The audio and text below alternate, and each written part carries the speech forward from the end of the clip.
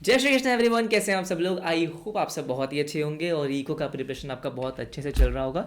जैसे मैंने previous video में आपको बताया था कि सारे चैप्टर्स के वन शॉट्स वगैरह सब कुछ मैंने आपको प्रोवाइड कर दिए। इस वीडियो में फटाफट से डिस्कस करते हैं कि जो 2 घंटे में आपको वो एग्ज़ाम करना है, राइट, उसको किस तरीके से करना है, किन किन चीज़ों का ध्यान रखना है, इंपॉर्टेंट बातें कौन कौन सी है। तो फटाफट से डिस्कस करेंगे, ज़्यादा टाइम वेस्ट नहीं करेंगे। सबसे पहली चीज़ और मेरी सबसे रिक्वेस्ट है, जितने बच्चे इस वीडियो को देख रहे हैं, जो नहीं देख रहे हैं, काश उन तक भी ये बात पहुंच जाए कि भैया इको में ना बहुत बार ऐसा होता है कि कुछ क्वेश्चंस आपको ऐसे दिखेंगे जो बहुत ज़्यादा सिमिलर क्वेश्चंस होंगे आपके स्टडी मैट से, और आप बिना पूरा क्वेश्चन पढ़े आप ऑप्शन को टिक कर दोगे और वो गलत हो जाएगा। मैं पहले ही आपको बता रहा हूँ, प्लीज़ कल जब आप एग्ज़ाम देकर आओ, कोई बच्चा मुझे ये मैसेज ना करे कि सर गलती से हमने कुछ क्वेश्चंस गलत पढ़ लिए, हमने ऑप्शंस गलत पढ़ लिए। एक चीज़ मैं आपको समझा देता हूँ कि इको का पेपर लेंदी नहीं होता है। ऐसा नहीं होगा, वो अकाउंट्स या लॉ की तरह नहीं है कि भाई हाँ 2 घंटे में पूरा नहीं होगा। ऐसा कभी नहीं होता है, ठीक है। तो इट्स वेरी वेरी इंपॉर्टेंट कि जब आप क्वेश्चंस को करना स्टार्ट करें, क्योंकि क्या होता है इसमें एक बहुत इंपॉर्टेंट चीज़ होती है जो शायद उतना डिस्कस नहीं होती है, राइट। वो होते हैं इमोशंस, है ना। जब आप एग्जाम्स कर रहे होते हो तो कई बार क्या होता है ना, अगर मुझे कोई सिमिलर क्वेश्चन मिल जाए जो मैंने अभी प्रैक्टिस किया है, सुबह प्रैक्टिस किया है, तो हमारे इमोशंस बहुत इंक्रीज होते हैं और हम फटाफट से एक्साइटमेंट में ऑप्शन को टिक कर देते हैं without reading the full question, ठीक है, या हमने ऑप्शंस को, चारों ऑप्शंस को ध्यान से पढ़ा नहीं होता है। तो मेरी आप सबसे रिक्वेस्ट है, प्लीज़ ध्यान से मेरी बात सुनो, कि जब आप क्वेश्चन को रीड कर रहे हो तो read every single word of the question, क्योंकि एक वर्ड से ना क्वेश्चन का मीनिंग चेंज हो सकता है। आपको पता है, कहीं पे विदाउट लिखा है, कहीं पे लिखा है एक्सेप्ट, कहीं पे नॉट लिखा है, कुछ भी हो सकता है। तो मेरी रिक्वेस्ट है, प्लीज़ ऐसा ना करें, क्योंकि कई बार ऐसा होता है कि क्वेश्चन आता है लेकिन गलत करा है, तो वो हमें नहीं चाहिए। ई को वो पेपर है जो आपका एग्रीगेट बनाने वाला है, राइट, ठीक है। तो इसमें हमें कोई सिली मिस्टेक नहीं करनी है, एक एक वर्ड को ध्यान से पढ़ेंगे। एंड 4 ऑप्शंस होते हैं ना बेटा, 4 ऑप्शंस को ध्यान से पढ़ेंगे। आपको लग रहा है कि नहीं पहला ऑप्शन आपने रीड किया वही आंसर है, नहीं, फिर भी आप हर क्वेश्चन के 4 ऑप्शंस पढ़ेंगे, क्योंकि मैं आपको बोल रहा हूँ ना, लेंदी पेपर नहीं आता है। जब आपके पास टाइम है तो उसको प्रॉपरली यूटिलाइज करो। बिना 4 ऑप्शंस रीड करे आप कोई ऑप्शन को टिक नहीं करेंगे। कई बार ऐसा होता है कि हमको लग रहा होता है कि ये ऑप्शन ठीक है, लेकिन उससे बेटर ऑप्शन होता है कोई और ऑप्शन। आपको लगता है जब 4 ऑप्शंस पढ़ते हो तब समझ में आता है कि हाँ ये सबसे अप्रोप्रिएट आंसर है। तो क्वेश्चन का एक एक वर्ड और चारों के चारों ऑप्शंस आपको प्लीज हर क्वेश्चन के रीड करने हैं, ठीक है। उसके बाद क्या होगा, इको के पेपर में अगर मैं प्रीवियस अटेम्प्ट्स की बात करता हूँ, एनालिसिस करेंगे, तो 100 में से आई कैन से अभी न्यू अटेम्प्ट में, न्यू सिलेबस में एटलीस्ट 80-85 क्वेश्चंस आपको ना बहुत डायरेक्ट स्ट्रेट फॉरवर्ड मिलेंगे और लेंदी नहीं होते। जो 1 लाइन में क्वेश्चन खत्म हो रहा है, 2 लाइन में क्वेश्चन खत्म हो रहा है और स्ट्रेट फॉरवर्ड आपका ऑप्शन में आंसर आपको दिख जाता है अगर आपने पढ़ाई की होती है। कुछ क्वेश्चंस ना नए होते ही हैं, कुछ क्वेश्चंस ऐसे होते ही हैं जो शायद आपको लग रहा होता है कि आपने पढ़ाई करी है। कुछ क्वेश्चंस न्यूमेरिकल होते हैं जो थोड़े से टाइम टेकिंग होते हैं। तो जब आपने स्टार्टिंग से क्वेश्चन रीड करना स्टार्ट किया है ना, आप फर्स्ट क्वेश्चन से करना स्टार्ट कर दो। फर्स्ट क्वेश्चन किया, छोटा छोटा क्वेश्चन है, ऑप्शन देखिए, टिक कर दिया, ठीक है। अगर लेकिन मान लो कोई पैराग्राफ वाला क्वेश्चन आ गया, कोई न्यूमेरिकल वाला क्वेश्चन आ गया, कोई ऐसा क्वेश्चन आ गया जो आपको लग रहा है थोड़ा कंफ्यूजिंग है, आपको टाइम लगाना ही नहीं है, आपको सोचना ही नहीं है, दोबारा वो क्वेश्चन पढ़ना ही नहीं है। स्टार्टिंग में 1 घंटे में होगा ये।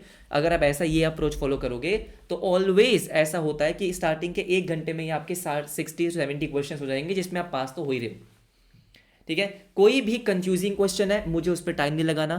कोई भी न्यूमेरिकल क्वेश्चन है, कि कई बार ऐसा होता है कि न्यूमेरिकल क्वेश्चन आपने प्रैक्टिस करी है बहुत, लेकिन उस टाइम पे वो क्लिक नहीं करा, मैं समझ सकता हूँ। कई बार ऐसा होता है कि हमने पढ़ाई करी है लेकिन वो वाला कॉन्सेप्ट उस टाइम पे क्लिक नहीं कर रहा है। इट्स ओके, एब्सोल्युटली ओके, ज़्यादा घबराने की बात नहीं है, क्योंकि बहुत सारे ऐसे क्वेश्चंस होंगे जो डायरेक्टली आपने रीड करे और आपको आंसर आता है। भाई मैं पहले उस पर फोकस कर लूँगा, हो सकता है थोड़ी देर बाद जब जब मुझे दिखे, थोड़ा मेरा कॉन्फिडेंस बिल्ड हो, क्या पता वो तब क्लिक करे। तो किसी भी क्वेश्चन पे रुकना नहीं है एटलीस्ट स्टार्टिंग के 1 घंटे में।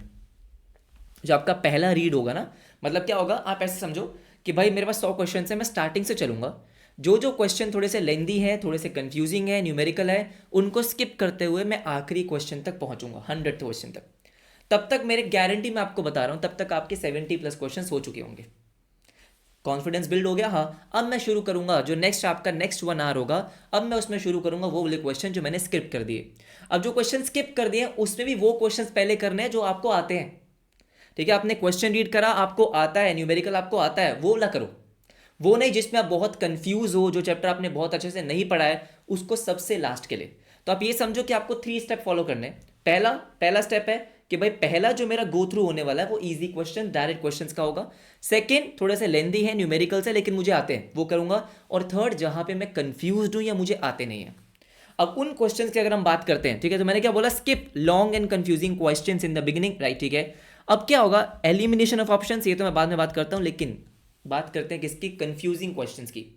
कंफ्यूजिंग क्वेश्चंस में यस, आप कुछ कुछ ऑप्शंस को एलिमिनेट करके भी देख सकते हो। कई बार ऐसा होता है कि आपके पास 4 ऑप्शन है, आपको दिख रहा है कि भाई ये 2 ऑप्शन तो इस टॉपिक के है ही नहीं, और ऐसा होता है, ये 2 ऑप्शन कहाँ से आ गए, ठीक है। या 3 ऑप्शन आपको दिख रहा है कि ये 3 ऑप्शन तीनों के खराब है, बचा वही, हाँ उसको टिक कर दिया। लेकिन अब बात आती है जो तुक्के मारने वाली, कि क्या हमको एग्जाम में तुक्के मारने हैं। तो मेरी बात सुनो ध्यान से, अगर आपने स्टार्टिंग में 70-75 क्वेश्चंस कर लिए, आपको पता है कि भाई इसमें मुझे आते ही थे, अगर कुछ सिली मिस्टेक्स भी हुई होगी तो 5-6-10 क्वेश्चन गलत होंगे, पास तो मैं इन एनी केस हो रहा हूँ, 60+ तो आप गारंटी मान के चलते हो। तब आप जो कंफ्यूजिंग क्वेश्चन हैं, 5 क्वेश्चन 10 क्वेश्चन, उसमें आप एलिमिनेशन ऑफ ऑप्शंस कर लो, थोड़ा सा आपको लग रहा है गेस वर्क कर लो, 5-10 क्वेश्चन में तुक्के मारने आप मार सकते हो, जो आपको सबसे अप्रोप्रिएट लग रहा है कर सकते हो। लेकिन ऐसा नहीं होना चाहिए कि मान लो कोई बच्चा ऐसे, इसने 50 क्वेश्चंस करे हैं, बाकी 50 में तुक्के, 60 क्वेश्चंस करे हैं, बाकी 40 में तुक्के, नहीं ऐसा नहीं चाहिए, नेगेटिव मार्किंग है, दिक्कत हो सकती है, ठीक है। तो अवॉइड करना तुक्के मारना, लेकिन एंड में लेट्स से, क्योंकि देखो 0.25 का नेगेटिव मार्किंग है, आपने 80 क्वेश्चन कर लिए, आपको 10 क्वेश्चन मान लो 5-10 क्वेश्चन में दिक्कत हो रही है, आप वहाँ पे गैस वर्क कर सकते हो, ज़्यादा नहीं। वो एंड में क्या होगा ना, एंड में उन सिर्फ 5-6 क्वेश्चन करने हैं, 10 क्वेश्चन करने हैं, आपके पास आधा घंटा बचा है, दिमाग चलेगा, कुछ कुछ क्वेश्चन क्लिक होंगे, तुक्का बेटर लगेगा, राइट, ठीक है। ऐसा ना हो कि भाई टाइम बहुत कम है तब तुक्का मार रहा हूँ, तो दिमाग चलेगा भी नहीं, वहाँ पे अवॉइड करना, ठीक है। तो सबसे पहले इंश्योर कर लेना कि हाँ मैं 60+ तो स्कोर कर ही रहा हूँ, ठीक है। और बाकी उसके बाद अगर कुछ क्वेश्चंस में गेस वर्क करना है तो इट्स ओके। लेकिन मैं बार बार आपको बोल रहा हूँ, एक चीज़ जो बहुत सारे बच्चों के साथ डिस्कस नहीं हो पाती है, वो है इमोशंस कंट्रोल करना। इको में क्या होता है ना, इको एक ऐसा पेपर होता है जिसको देख के ना एक्साइटमेंट लेवल ऑटोमेटिकली हमारा बहुत ज़्यादा होता है। क्यों? एक ऐसा पेपर है जिसके मेजॉरिटी ऑफ क्वेश्चंस आपको आते होंगे अगर आपने पढ़ाई करी है तो। इमोशंस को कंट्रोल रखना, बहुत ही स्टेबल रहना। ओवरली एक्साइटेड हो जाओगे, कई बार उस एक्साइटमेंट में क्वेश्चन गलत हो जाता है, trust me, every single word को आप रीड नहीं कर पाते हो, वो गलत हो जाएगा। स्टेबल रहो। Yes, this is the paper जो मुझे डेफिनेटली पास करवाने वाला है, इसमें मैं 80+ स्कोर करने वाला हूँ, इट्स ओके। लेकिन हर क्वेश्चन को बहुत ध्यान से पढ़ना है, इमोशंस को थोड़ा कंट्रोल करके चलना है, ठीक है। बाकी जैसे मैंने आपको बताया था, आई होप इस टाइम पे आप एमसीक्यूज़ की प्रैक्टिस कम कर रहे होगे और 1 शॉट ज़्यादा या मॉड्यूल की रीडिंग ज़्यादा कर रहे होगे, क्योंकि कॉन्सेप्ट इंपॉर्टेंट है। मैं आपसे कल मिलने वाला हूँ लाइव, ठीक है, राइट। मैं आपको एग्ज़ाम से कुछ टाइम पहले थोड़े से confidence booster type of session मैं आपका लेने वाला हूँ, जिसमें मैं आपको कुछ इंपॉर्टेंट क्वेश्चंस कराऊंगा, 100 मोस्ट एक्सपेक्टेड क्वेश्चंस। यस, ऐसा सेशन मैंने प्रीवियस अटेम्प्ट में भी लिया था और बच्चों को काफ़ी हेल्प हुई थी, तो इस बार भी लेंगे। तो कल विच इज़ 24 जिस दिन आपका एग्ज़ाम है, उस दिन सुबह, यस मैं यहाँ पे बता देता हूँ, सुबह मिलेंगे कितने बजे, 8 बजे, ठीक है। सर कितने घंटे का, मैक्स टू मैक्स, उससे कम भी हो सकता है, लेकिन मैं 2 घंटे से ऊपर आपका नहीं लूँगा, क्योंकि कुछ अगर रिमेनिंग टॉपिक्स है, इकोनॉमिस्ट के नेम्स वगैरह है, वो सब चीज़ें, वो सब आपको रिवाइज करनी होगी। लेकिन इन 2 घंटे में देखो, मैंने आपको बताया था कि भाई मैंने सारे चैप्टर्स के आपको 1 शॉट्स वगैरह मैराथन सेशन मैंने आपको प्रोवाइड कर दिया है।